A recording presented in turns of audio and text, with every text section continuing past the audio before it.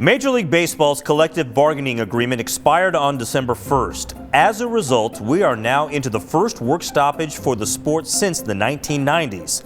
The owners and players are at odds over the business of baseball and how MLB's $10 billion in revenue should be divvied up. So let's break down exactly what this work stoppage is, what both sides are fighting over, and whether we can look to the past to see how long this takes to get resolved. So, how would that work?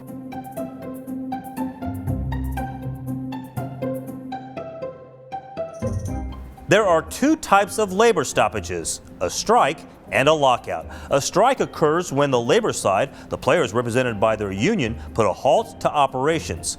A lockout is when management, the owners in this instance, initiates the stoppage.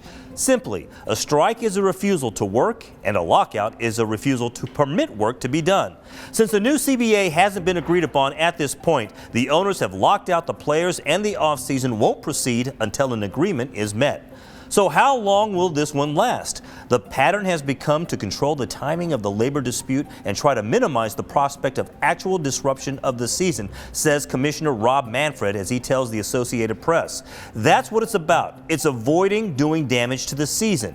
In a recent statement, the MLB Players Association called the move the owner's choice, saying it was specifically calculated to pressure players into relinquishing rights and benefits and abandoning good faith bargaining proposals that will benefit not just players, but the game and industry as a whole. So it's clear that both sides are entrenched.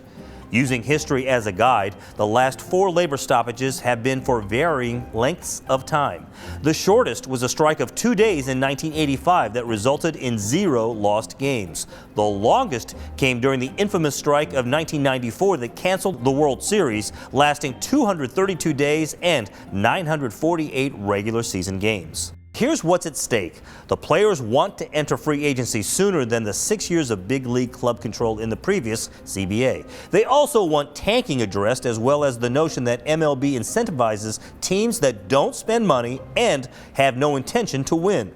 The owners are looking to retain that player control before they enter free agency. In MLB's first proposal, the owners offered a salary cap floor of $100 million per team. Also, the owners are looking for an expanded postseason and the increased TV revenue that comes with it.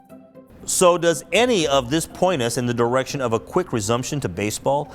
Well, the lockout has already resulted in a freeze on all transactional activity. In fact, days before the expiration of the CBA, teams gave out nearly $2 billion in new contracts, seeing the likes of Corey Seager, Marcus Semien, Max Scherzer, and Javi Baez join new teams.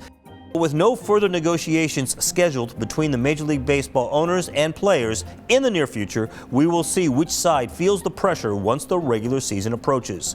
It could be the first time that labor strife cancels games since 1994, but it will take both sides to bring back Major League Baseball, and that's how it would work.